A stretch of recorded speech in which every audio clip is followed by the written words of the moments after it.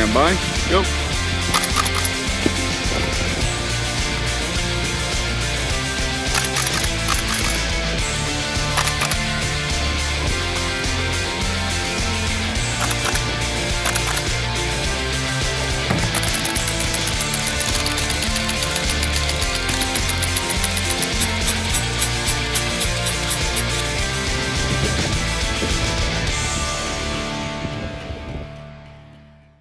What is going on, everyone? Welcome back to another episode of Slide Bite, and finally we are taking a look at a rifle that I've wanted for a really long time, and I finally got it. Today we're taking a look at the VFC LAR, also famously known as the FAL. Finally, after so many years, this gun finally came out, and I got my hands on this earlier in the year. And I have been having a hell of a time with this thing. I've been enjoying every moment I've had with this rifle. Now, a lot of people have already kind of gone and reviewed this, mainly Explosive Enterprises, bought a Gaosen. They've all basically put their ring in the hat, or their hat in the ring on this gun. So I figured now it's finally my turn. So I've had this, like I said, I've had this gun for a few months now, and I didn't want to just immediately put out a review like on the spot. I actually took this out to Pinoche Hills, where I do a lot of my filming, and I also took it to a couple airsoft games and put it through its paces. And now that I kind of got a better idea of the gun, I figured now it's time to actually do a review on this. Now, is the gun pretty good or is it bad? Let's talk about it. Like always, we are going to take this to the table. I'm going to field strip it, take it apart, show you all the cool guts inside the thing, and a couple trades that you are probably worthwhile for the people that want this. And I'm also going to talk about its performance and handling after that. So, like always, let's take it to the table. All right, welcome back to the table. So let's go ahead and just quickly go over the gun here. I'm gonna go ahead and put the stats right around here. So first things first, this gun is pretty large. So as you can see, it's taking up quite a bit of real estate on the table here. And it's honestly it's quite a gorgeous rifle when you look at it. It's got this black polymer furniture that we'll go over in a sec, but overall, it's a fairly modern rifle in terms of its design, despite it coming from the 60s. So let's go ahead and talk about the exterior of the rifle. So we'll start. So starting on the front of the rifle, we have a outer barrel, and the inner barrel goes out to about here. The rest of this is just cosmetic. We have a steel muzzle device along with a steel outer barrel, which is quite nice. You also have a adjustable gas port here on the front with our front sight post protected by those pretty chunky looking wings. On the front here you have the gas block that you can actually remove the mock gas piston, and during the field strip we'll take that out. We also have a adjustable gas block here, so I have it on 5, but realistically it would be on I forgot what setting. But it would be on a lower setting. We have multiple gas port selectors here, up to 7, and it's pretty stiff, but you can twist this. It doesn't really do anything. It doesn't adjust the hop. I wish it did, but it's there, and it's a little bit of, I guess, immersion immersion factor, I guess. Moving down from the front of the gun, we also have our handguard. This is modeled off of, I believe, the Belgian version. It's all right. This is kind of a flimsy, cheap plastic, and a lot of people have mentioned it, but I figure I make it a little more apparent. If I push down, you can kind of see the gapping between this. And when we go into later on, I guess, in handling, I will discuss some options that you can put on this gun. Moving to the heart of the gun, we have a couple of, I guess, features on the gun. For one, you have this charging handle, and I have the mag, I believe, set to charge. So you have a simple, I guess, plastic knob that it just spins in place. You have a charging handle, like so, and it's The charging handle is not spring loaded, so if this locks back, or if you were locking this on a empty mag, the bolt does stay back, but it does stay in place when you do fire it. So I guess that's kind of neat. You also have some basic features at the mag well here. You have your bolt release right here, and to release the bolt you just simply pull down on this tab. You also have a rock-in magazine, like so. Locks in quite nicely. To release, you just simply pull on that paddle. The paddle is serrated, so I guess you can get a better grip on it. You also have this handguard, or the carry handle here, and the carry handle, it kind of just loosely flops like so. It does get in the way sometimes, but I'll go over that in performance handling. Moving to the pistol grip, we have a pretty big beefy pistol grip here that you'd usually see on a saw. You have your trigger there, and you have a 2 positions or a 3 position fire select. Currently it's on safe. We could flip it down to R for repetition. We also have full auto, which is full on like that. One thing to note is that the fire select is not spring loaded, so this does tend to just kind of wobble around like so. So make sure that if you are operating this, that it's basically in the little catch there. Moving slightly back, we also have a couple other things. We have the rear iron sight, which is incremented out into every 100 meters. And to adjust that, you just simply push on this little button here, and you can move it back and forth as you please. To take down, we also have a takedown lever right here, which you can pull here. And when we go over field strip, I'll show you how to operate that. Okay, so let's go ahead and take this apart. So to start, let's go ahead and take the magazine out. Quickly going over the magazine, we do have a couple of things here. You have your gas knocker right there. You have the catch for the hold open in this little sliver. You also have a dry fire mode. So it seems with VFC the tradition is a lot of 7.62 rifles will get a hold open, and as on the FAL, it gets a hold open. So if you want to do dry fire maintenance or just dry fire the gun in general, you have that option on your mags.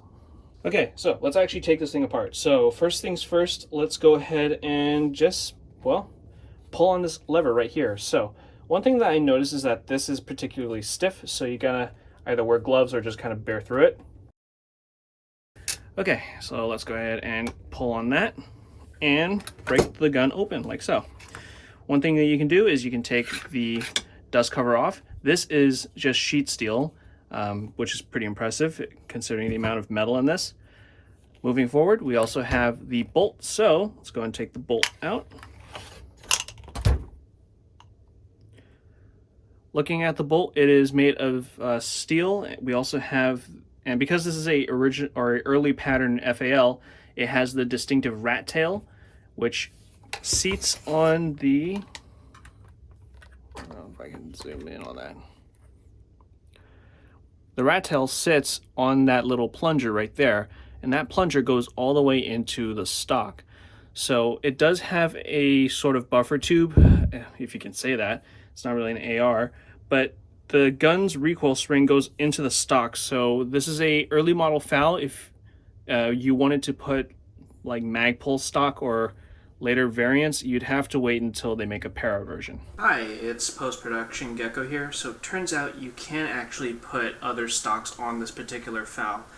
I'm just an idiot. The stocks that I was thinking of when I was recording this are the type that you can put onto collapsible or folding stocks like on an AK, like M4 buffers and the wire para stock. My bad. You can put other stocks on this particular rifle. Obviously you can put the wood version. You can also put maybe the actual polymer stuff. If you want something more modern, there is the Magpul FAL stock. It looks like it has a slot for that buffer tube. However, I don't know if it's inch or metric pattern and if it'll fit onto the VFC FAL, because this particular example is metric. Anyways, back to the video.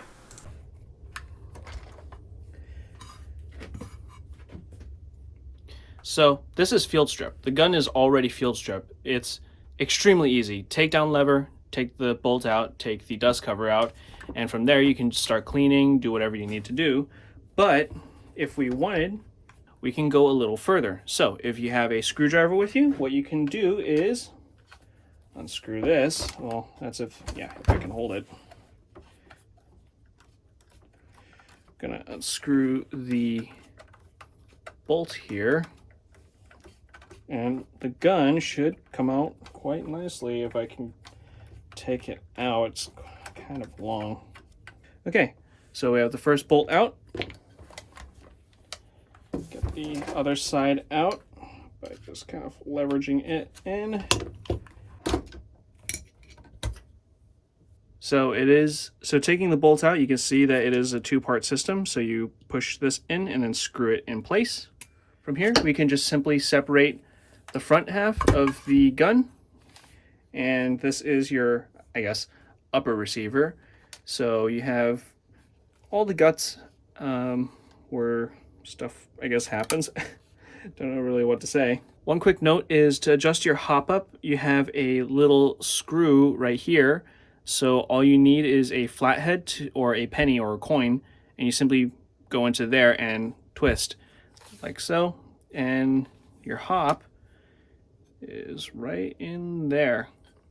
And as you can see here, we have a mock gas piston, which I will show now. To access the mock gas piston, so from here, we can press on this gas port here, and you want to hold on to this, because if you don't, this will cause this to go flying. From there, you can pull this out, and this is your mock gas piston. In real life, the FAL is a short stroke gas piston, so as such, when a round fires, gas comes up here, pushes on a piston, which causes the gun to cycle. So, good little trivia there. Get that recoil spring out. We also have a mock gas piston recoil spring here, a lot of spring. And from here, we're not done yet. So if you have your screwdriver still, go ahead and just simply go on this and unscrew it. And this comes off quite nicely. From here, you can see the rest of the barrel here. So we have this part. This part is actually a aluminum pot metal alloy. This is steel. So despite majority of this gun being steel and I guess other metals, a lot of it is still pot metal, but the amount there's at this point VFC has put more steel in than pot metal when it comes to this gun. Right, so this is your sort of half field strip, half detail stripped FAL. And just a quick note, a lot of people don't realize this, but after talking with members of the Heavy Recoil Club and Gaosen, we have realized that this is your one and only trade, and this is actually a VFC thing, not a FN thing. So what we learned is that the FALs have a actual serial number tied to them. So for example, mine is 282. And Explosive Enterprises actually goes over this as well. He has a higher number, I believe like 800 or something. And Gaosen has actually talked with, and we talked with about this. He has two FALs with him that are serial number 98 something and like 98 something. So high 900s. And after a much back and forth between us, we have basically come to the conclusion that the first wave FALs, which is the one I have here, they've basically made up to 1,000 of these FALs, and they've sold out of them. So this gun has been pretty successful in terms of sales and I guess being distributed around the world. So if you wanted to get your hands on a gun with an actual unique serial number, well, here's your chance. Right, so this is basically the end of the table. If you have any other questions regarding taking this gun apart, I will leave a link to Explosive Enterprises. He does a much better job at explaining the technical details of the FAL. This is just a basic idiot's guide to taking your gun apart and doing some basic maintenance on it. So, with that out of the way, I'm gonna take it back to performance and handling, and I'll see you there. All right, so now that we're back from the table, let's go ahead and just quickly talk about, let's see what we talk about. Let's talk about performance. So to quickly glaze through the performance of the gun, accuracy is decent. Accuracy and power are totally decent for this gun. Honestly, they're not that important, especially when it comes to airsoft, to be honest. You're not going to be getting sniper rifle accuracy out of this just yet. Maybe with a new hop-up. Power-wise, it's kind of set in its ways. I believe the FPS right now is about 350 roughly. So this may get red tagged at your local field. It really depends what you're using in the gun. If you use MAP or just regular green gas, especially on the temperatures, this may get a little too spicy depending on the time of year that you're using it in. But to be honest, that is not the interesting part of the performance of the gun. What's interesting is how efficient this gun is. Now let me kind of go in depth into what I mean about its efficiency. VFC is, I think at this point, nailed down gas blowback technology in a way where they can maintain some decent efficiency from this gun. And actually, to an extent, a lot of their 308 battle rifles, it seems like a lot of their 308 stuff is working pretty well. If you look at my SCAR, if you look at my 417, they perform pretty well in terms of efficiency. You are able to get multiple reloads out of them per charge, and the FAL is no different. We decided to run this in suboptimal conditions. I'm talking about like 30 degrees in American units, and it ran pretty well. I was able to get about 2 to 3 reloads out of this gun, which is pretty damn good for essentially winter conditions, and the efficiency didn't drop off whatsoever. Well, not too badly, and the performance worked just fine. It performed admirably in pretty cold weather, especially at the time of this filming. The main thing right now is that this gun does not have a NPAS system. So with a lot of VFC's newer ARs and, for example, my 417, they all have a adjustable rocket valve, which essentially you just put a little Allen key and twist so you can adjust the gas flow that goes in and out of this gun. The FAL does not have it.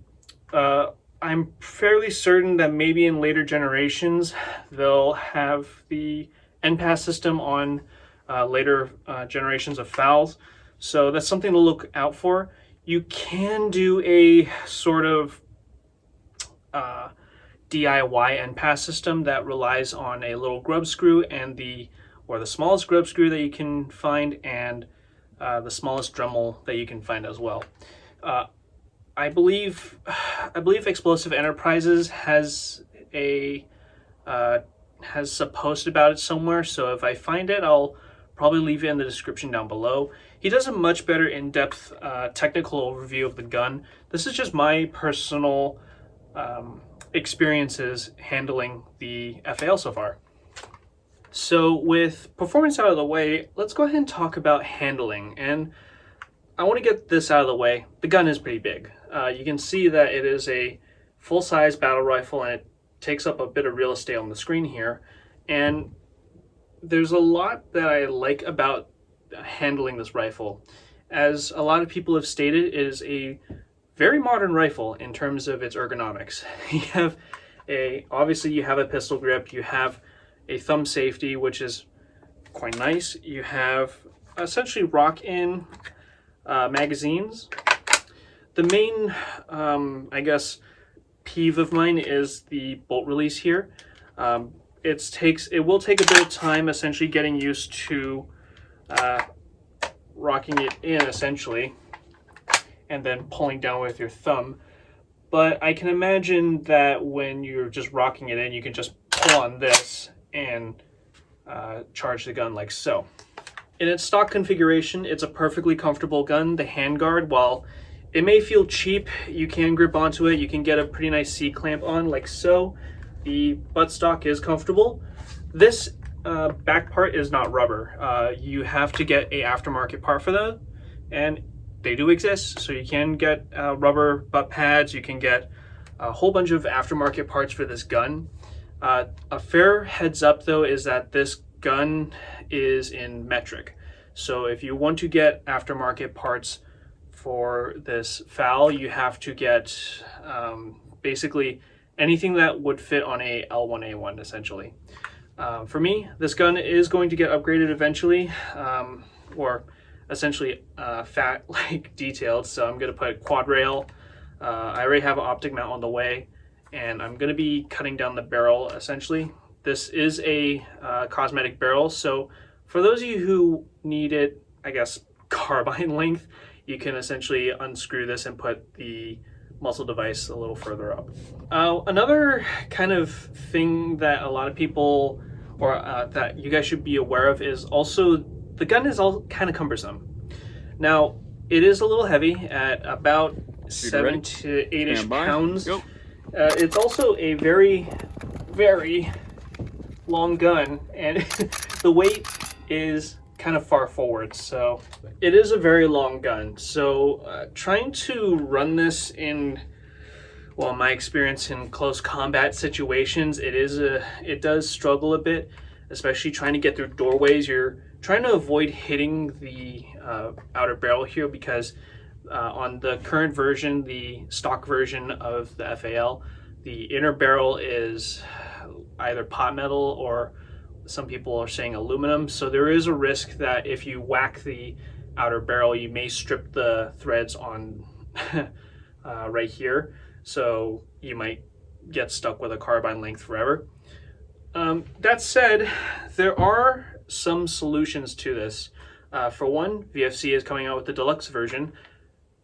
That said, you don't need to get a deluxe version. What you can do is you can get one of these and then slowly upgrade it with deluxe parts. Wouldn't that mean you're basically making a deluxe version? Yes. Shut up. If you want upgraded parts, you can totally get it from VFC. And if you want furniture parts, they are available. There are rails, there are buttstocks, there are pistol grips, you name it. People have been making aftermarket parts for FALs because these are relatively popular rifles. DSA makes them, and you can find L1A1s and transferable FALs floating around out in America. So these guns are definitely, these guns have a market if you're here in America. I don't know about if you're in Asia or in Europe. I can't really say for that. I'm sorry. But here in America, you can get parts for FALs, no problem. You can mail order them in too. So for me, like I said, the plan will be to change out the handguard because, like I said in the table, this is very, very cheap plastic. So it does bend, and especially when I'm death gripping this, I can kind of feel it flexing underneath. So that's just something to be aware of. Overall, handling of this gun is not too bad.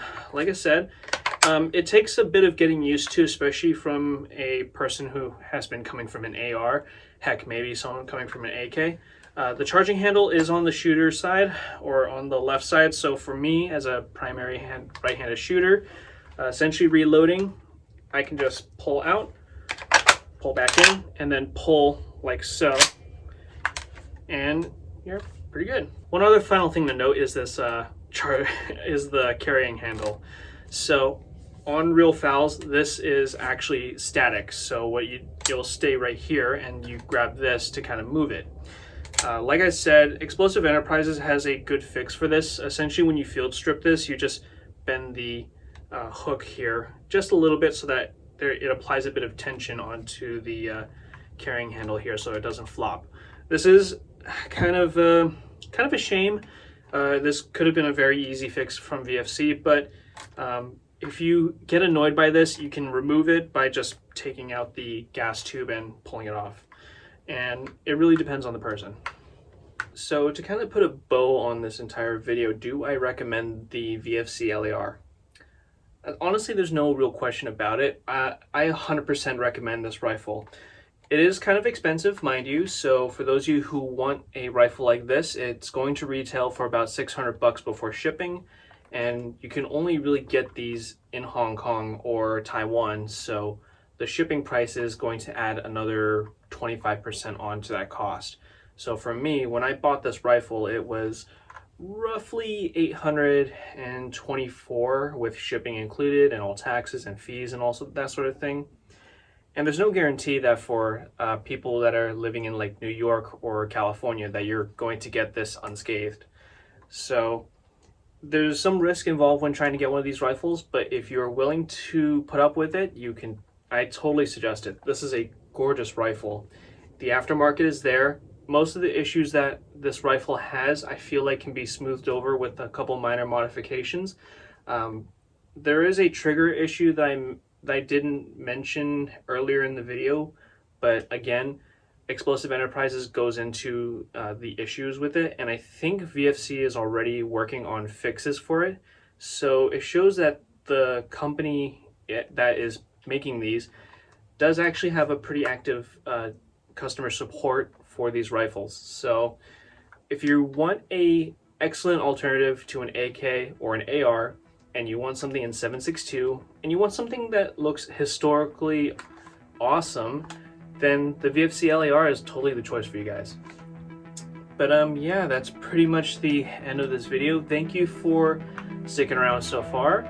Hopefully in the future you'll see some more awesome, really obscure gas blowback rifles. This was a lot of fun to play with, and I'm still going to use this. Hopefully I'll see you guys out on the field, and with out of the way, take care.